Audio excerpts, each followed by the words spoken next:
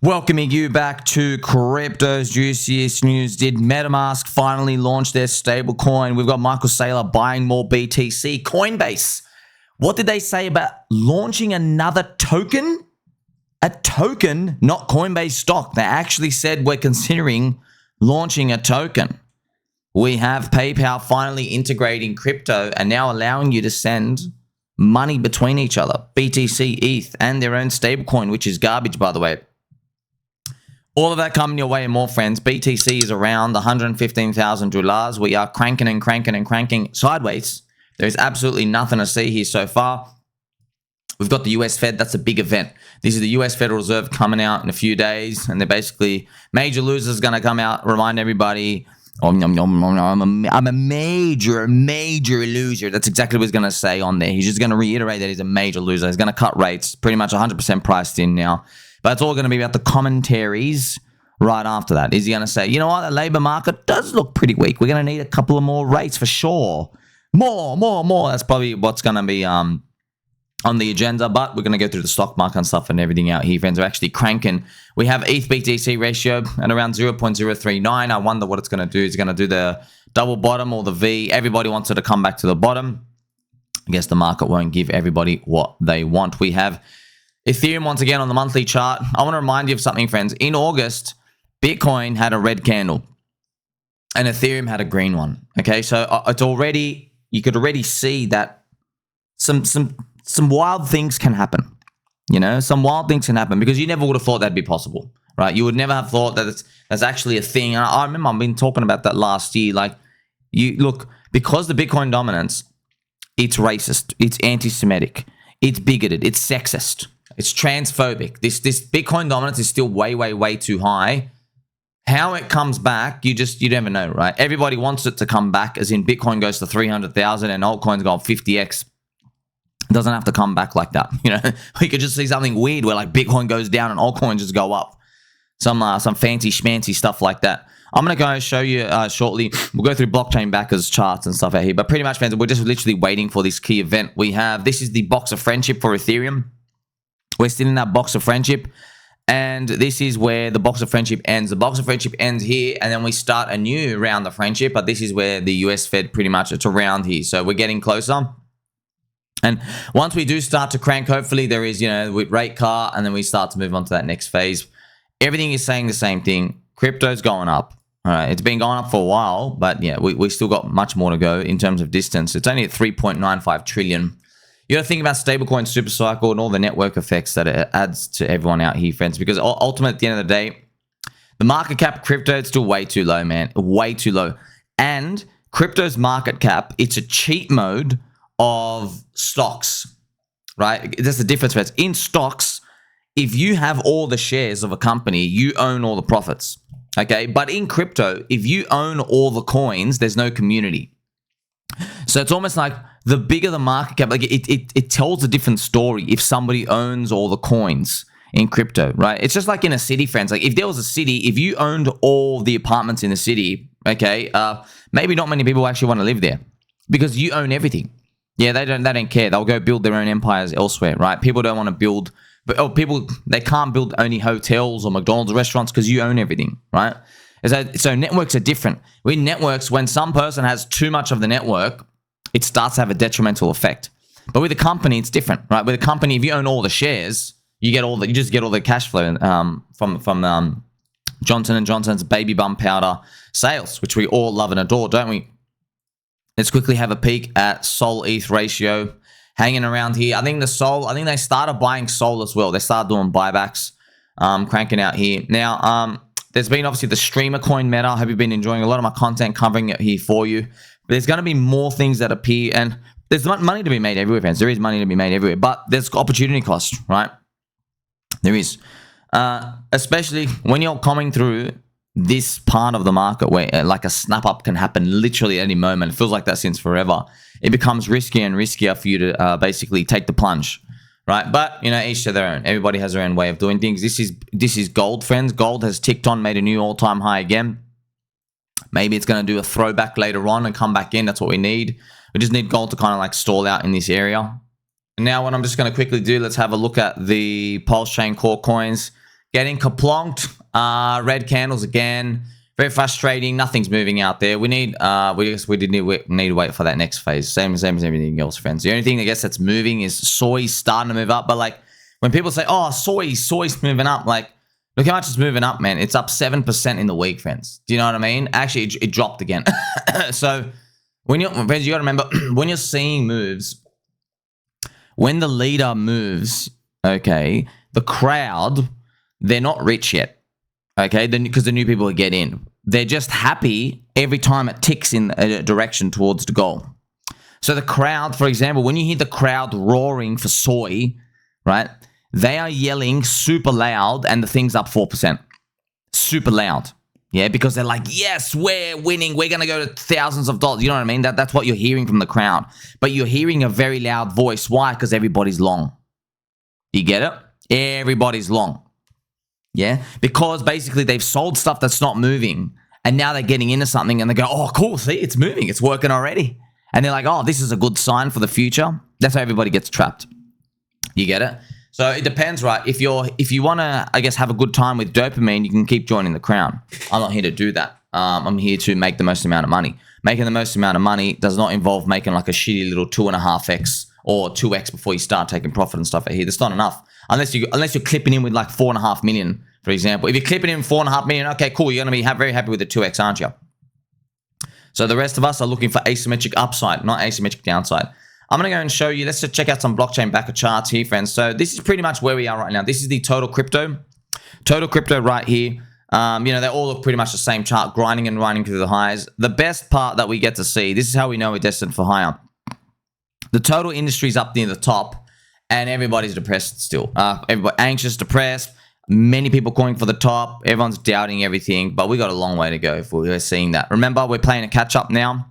Remember, we have the S&P 500 and Bitcoin up the top, and then we have altcoins and the Russell 2000 is very racist. So obviously, they can converge down, and then it's all over, right? That can happen. Or racist Russell 2000 and the altcoins can go up. So friends, this setup, it might appear in the future again for us. You never know. Maybe in 5 years or 10 years, whatever. It'll appear one day again, but there will be a point where we get it and we don't get the big alt season. There probably will be a point. And it will be the economy running on fumes, right? It'll be like, you know, did we earn the right to go and do this? And the answer would be no. There would be nothing like, but right now we did. We might say why? It's because of AI.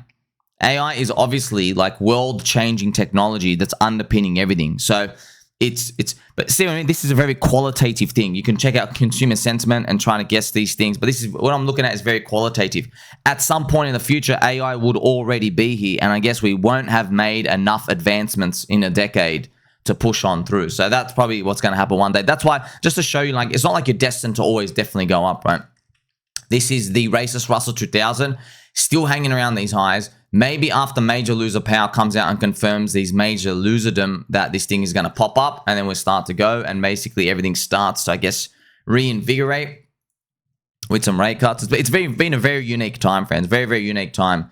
Once again, okay, let's quickly look at the Smelly Poop 500. The US Smelly Poop 500 hit all new all-time highs again. This is, friends, this is literally, man, everything is just telling us we're all going to be rich. Literally everything. It's just the difference. I showed you this yesterday, friends. There's a difference between where consumer sentiment is today and where it should be based off all the data in the past. There's a huge disconnect. Very huge disconnect. Like, it's huge. It makes no sense. Like, it's like, wait a minute.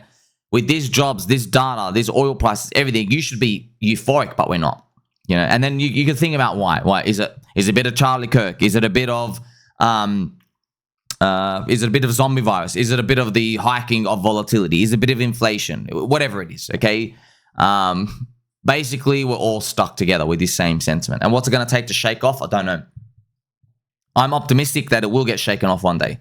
Something will come out. Someone's going to make something, release some big AI thing. I don't know what it is. Maybe Matt releases one of his sex robots or something from China. Yeah, we're just good friends. We just ask Matt. Matt, get in the remote controller for the sex robot. Just give us a button. Disable the side kicks to the neck. Okay, I don't want my robot kicking me in the side of the head while I'm telling her to make me a sandwich. Do you see what I mean? So once we get these improvements pushing in through society. I'm sure GDP is going to be reflected on the way up, alongside AI agents, which are obviously going to be amazing, because AI agents, they remember, friends, all over the world we have the open border crisis. Yeah. So we can actually kind of like help that, because as we get AI robots, AI agents, they're basically just replacing people's jobs, and you don't need to have like 18 babies from immigrants just to like replace the population, because the jobs are going to start being done by the workers, which are just robots, which is awesome. Okay, that's in the future though. We still need to crank on through. This is the Bitcoin dominance chart I showed you. This is just blockchain bucket. It just puts like a little MACD on it and RSI. This is like a big turn. We have turned for sure. Don't know how long it's going to take. This time, when it turned last time, I mean, like, it was over. So, like, it is. This is a monthly chart, friends, okay? Bitcoin dominance, 1, 2, 3, 4, 5. 5 red months in a row, it was all over. Okay, what you actually do is, let's keep it family-friendly, friends. We're on the 3rd red monthly candle in a row, okay? So, they had 5 last time, but last time was a scam, yeah? Pretty much it was a scam. What I'm now going to do is, I'm still going to keep it very family-friendly.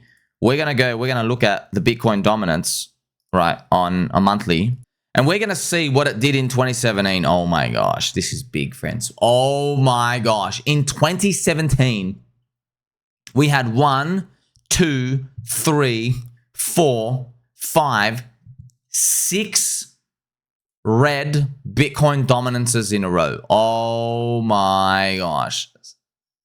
Can you believe that? And then we retraced, and then we had 1, 2, 3. Oh my gosh. That is, we got scammed, dude. We got scammed so hard it's not funny.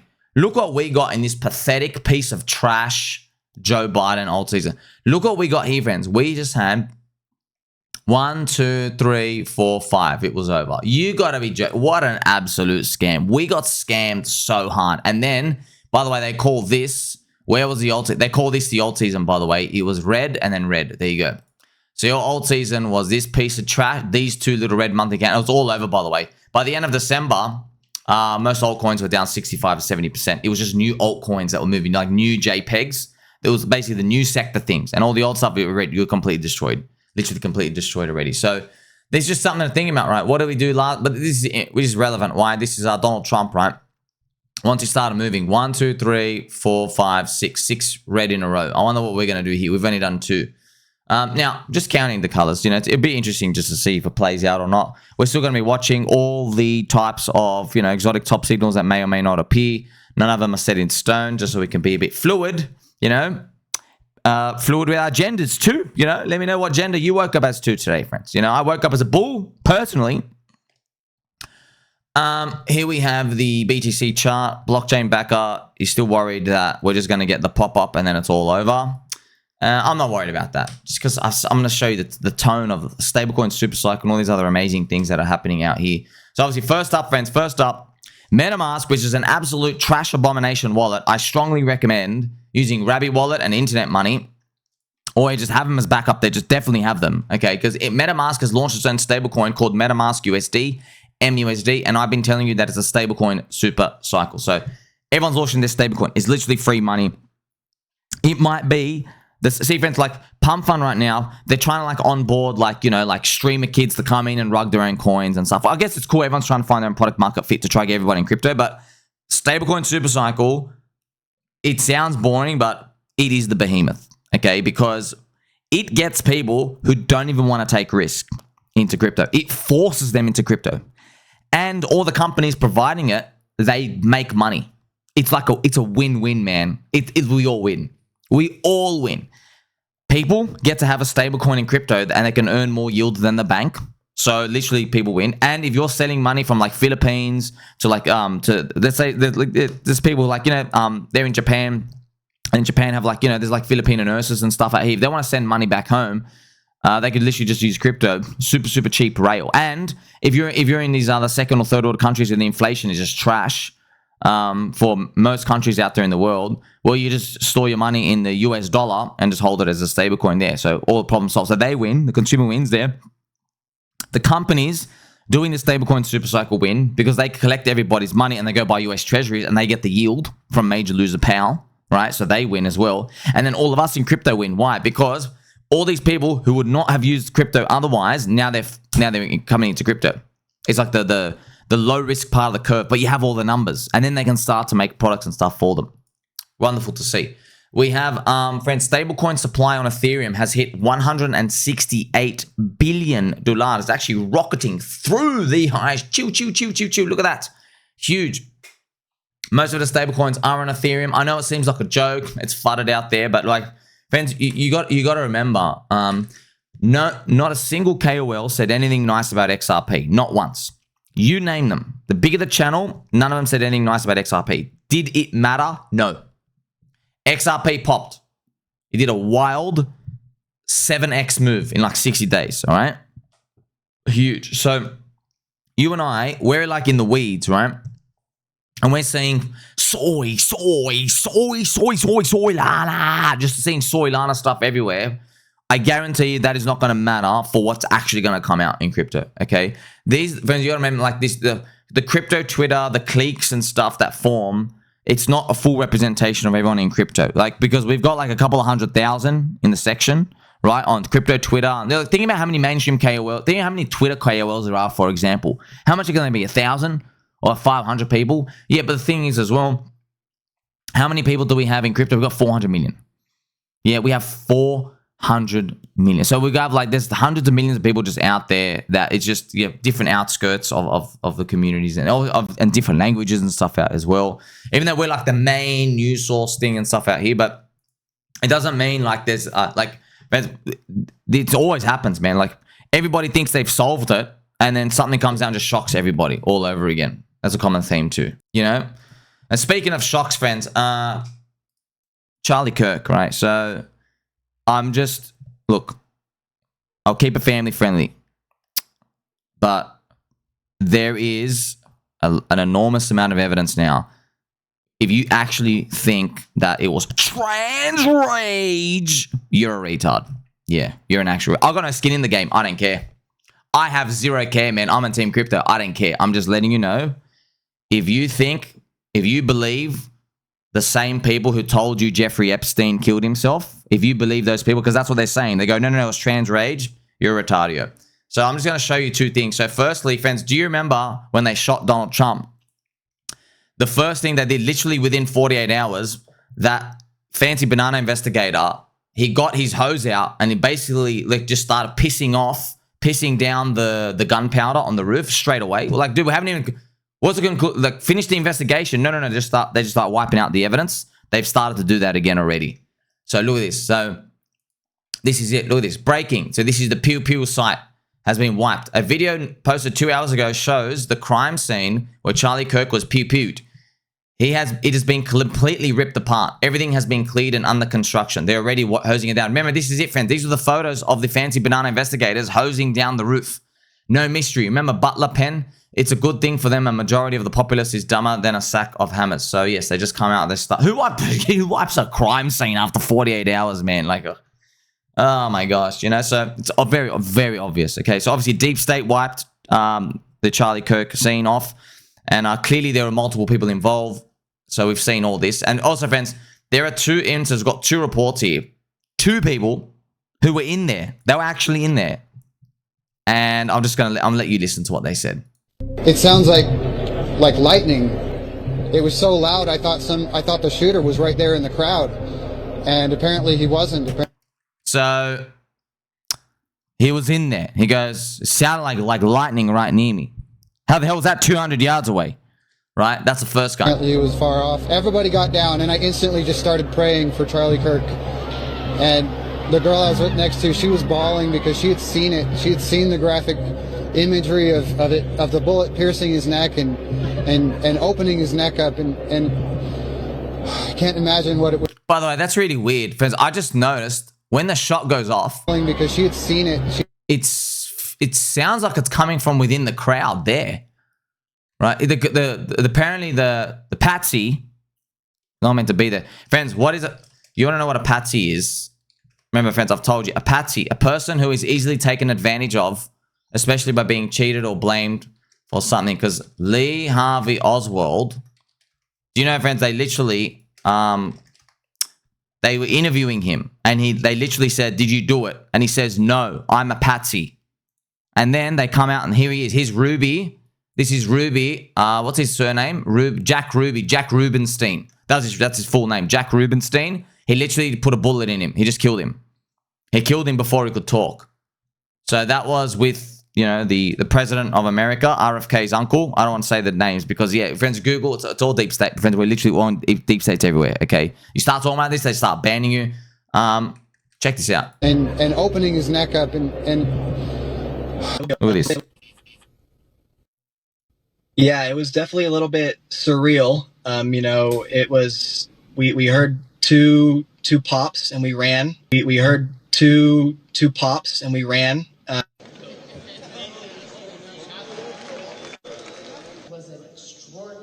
So there's a lot of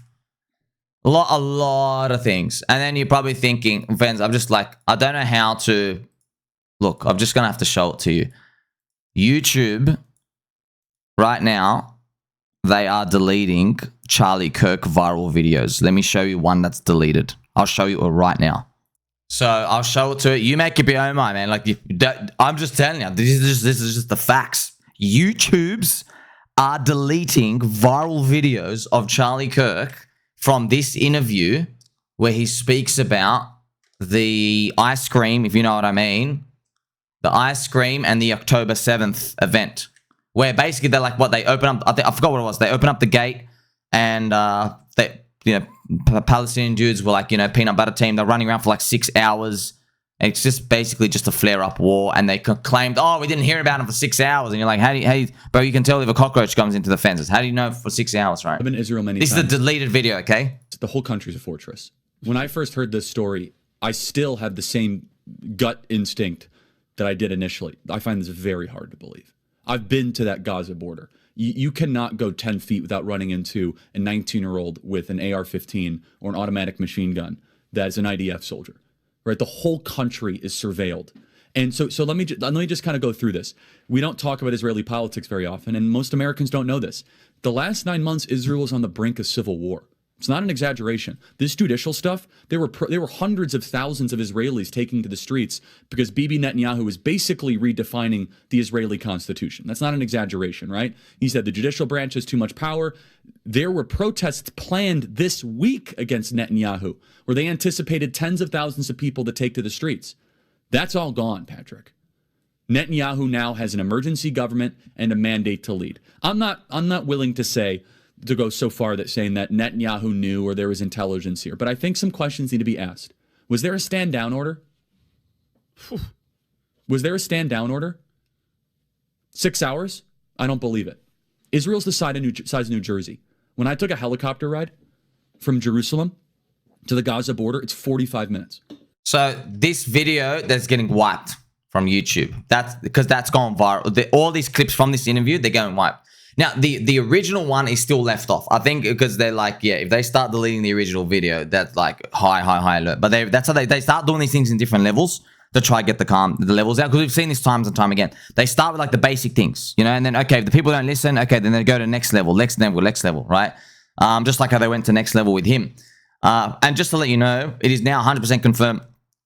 2 weeks before Charlie got pew-pewed, he was on the phone to Ice Cream's Prime Minister, Netanyahu, and they offered him money. He basically said, I'll make you richer more than the wildest imaginations. I'll make you rich beyond anything you've ever seen before. He said that. And it was basically, if you said yes, you're making a deal with the devil. I mean, figuratively and metaphorically and for real. You're making a deal with the devil. It was basically for his whole company turning point.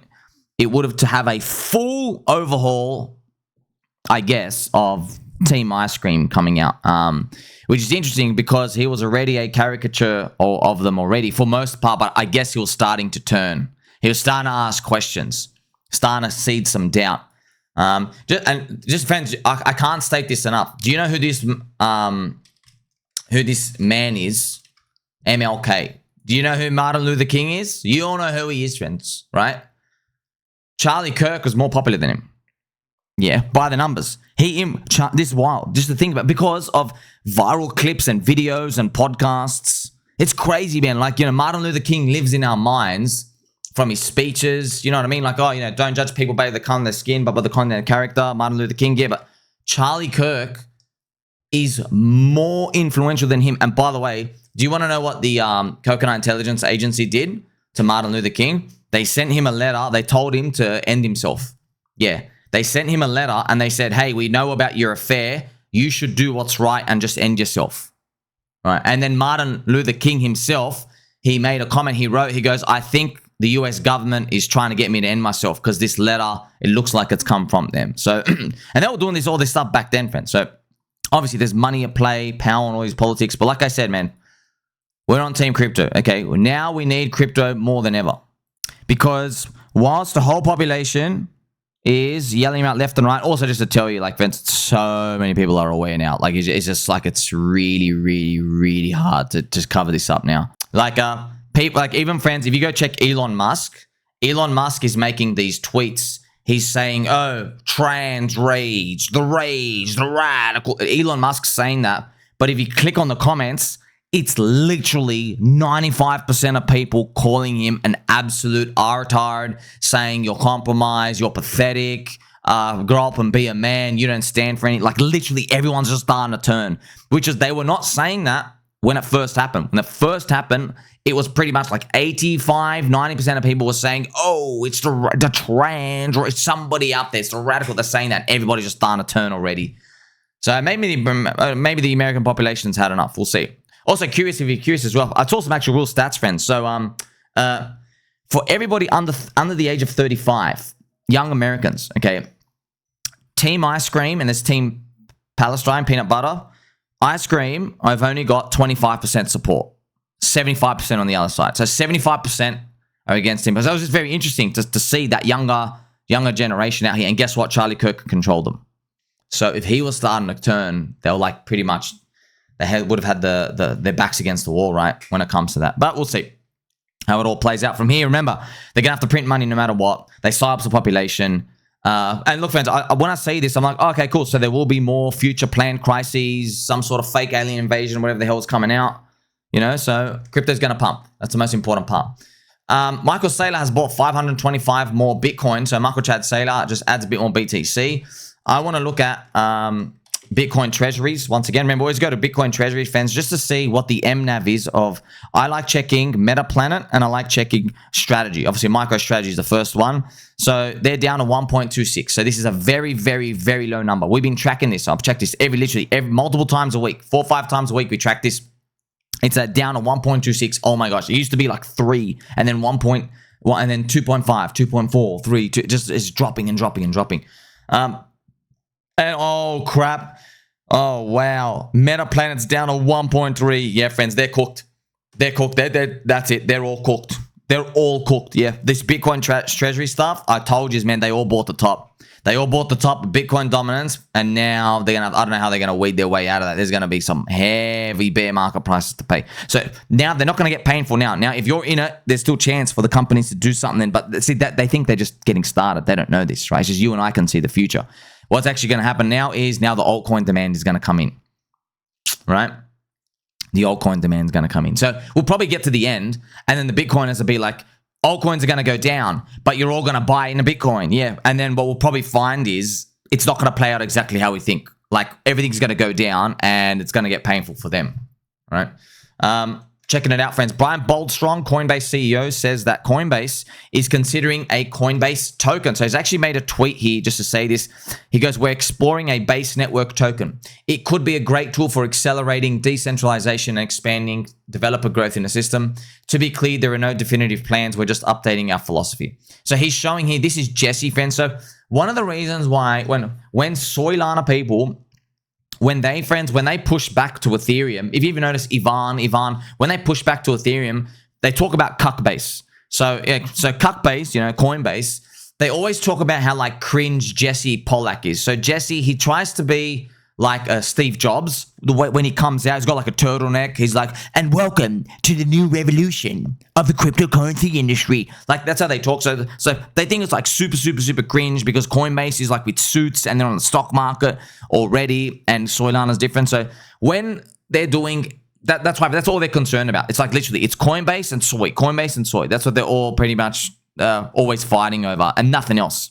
You know, because you get lost. You get lost in the noise a bit, because you probably think when these people are talking bad about other stuff, they're really talking about everything else. No, they're just talking about each other. Coinbase is cringe. They try to get the meme coins. Coinbase also tried to launch their own pump fund equivalent, but I think it's called Zora. Is that the one? But it's so trash, friends. It's you can buy someone's tweet, which is the dumbest idea ever, man. You could buy, friends. That, you know how terrible of an idea that is. That's like you can buy. Let's say I sent you an email. You can buy a word from my email. And let's say I wrote the word friend. Yeah, but then I could just write it somewhere else and I dilute it and dilute it and dilute it over and over and over again. So it just makes... Don't know why they do that. I think they just saw Pump Fund and they're like, oh, let's get everybody in to make a coin. Because I think they got inspired because Pump Fund lets anybody make a coin. But they're seeing the activity now, and like I'm happy to fade. They don't believe in anything, dude. They're trying to now get streamers. You could try if you want to play. If you have an edge, be my guest. It's just that giving more access for people to create shit coins, I don't think that's going to be conducive. That's, friends. That's like if you had an art gallery and you go, you know what the world needs? We need to go to every child and dog and every person in the world, and we've got to put a paintbrush in their hand, and we've got to let them paint. Do you know what I mean? And we're going to put all their art in the art gallery. No, bro, I don't want to go and see a 4-year-old kid drawing some crayon stuff on the art gallery. Okay, actually probably look better than half of the stuff in there, like that banana and everything. You know what I mean? So, but I don't want to see that. You know what I mean? I want to see someone, you handpick the stuff, make it scarce. You know what I mean? When you start not making it scarce, it's just this. It becomes just a game of just shotgunning everything, right? And then you lose the whole point of it. So they pretty much inverted the whole scarcity thing. But it's not working. It's the thing. It's not working. It looks like it's working for a bit, but it's not working. That's why maybe StableCoin SuperCycle will change things up. Bitwise has filed with the SEC to launch an Avalanche ETF. Wonderful. So more ETFs to come. I pray that we really do get that crypto NASDAQ launch where we get the index out here. Google, so Alphabet's market cap has surpassed 3 trillion, making it the 4th company in history to reach a milestone after Apple, Microsoft, and Nvidia. So, yeah, so we've got a couple of companies with 3 trillion market cap. Remember, the entire crypto is freaking like 3.4, 3.5 trillion, but all by itself. And we have a cheap mode of market caps as well. That's why we should be at 10. PayPal is integrating crypto into its new peer-to-peer payments, enabling transfers. You can send people Bitcoin, Ethereum, and PayPal USD. Pretty cool. PayPal USD, poop though, it's got admin function. Blacklist, they could just disable it wherever it is. So, but it's just, I guess, for people sending internationally. I guess they really want to capture that. We probably find a lot of people in second world countries that just send each other money and stuff, and they're getting around the system. But you know what I mean? It's not just about those rails, friends. So those rails are important, but there's something that comes with it. Once they start seeing what their portfolio on the thing looks like, there will eventually be TikTok videos and YouTube videos and Twitter posts, which will have the same portfolio display format, but it will be like shit coins, and the shit coins will be flying, and it'll be like, whoa, I'm up $480,000 in this. You know what I mean? So like just to see them, because that's what gets the FOMO. Like, hey, what did you do? What did you do? You're not that smart. You're just a young girl. How did you get that account? So that's how it all starts. That's how everybody. That's FOMO. That's how FOMO. What are you looking at? Is there something I'm missing out on? That's what basically makes everybody inquisitive about crypto. Native Markets, right? So that's a company name. They officially won the hyperliquid USDH stablecoin ticker, and they're gonna deploy it. Awesome, with an ERC20 token coming, USDH. So StableCoin SuperCycle fans, everybody wants access. So they give everyone wants to give a store of value to every network in crypto. Yeah, Binance had their own, like the BUSD, then corrupt SEC chairman Gensler literally sliced it. So Coinbase could get all the advantage. That's sad news. That's why PDI might be CZ's chance to fight back. This time, there's no name on it. Very, very interesting. You do it all in the backgrounds, friends. They understand. That's why these things are important. They can't turn it off. Okay, so where are we going from here? Remember, major loser Powell is a massive major loser. Now we've got like a just very, very short time, friends. Like it'd be just about a day and a half or so, and then major loser Powell is going to come out. He's going to cut rates, and then I guess we get the forward guidance or everything out here where he's going to talk So we just, yeah, maybe we're going to usher in that new phase. I just showed you Bitcoin dominance, right? So we're on like, we've done 2 red months in a row for Bitcoin dominance, which is good. Maybe this is going to be a third. We'll see. We'll see how many we get. If we, you never know, we might go to full 6, which means we go till December, and then it might be believer cycle after that. Yeah, it might be believer cycle where everybody thinks 4-year cycle says it's over, and then we actually have another second wave. So we'll cross that bridge when we get there. Like, subscribe, belly button, and all. Catch you in the next one.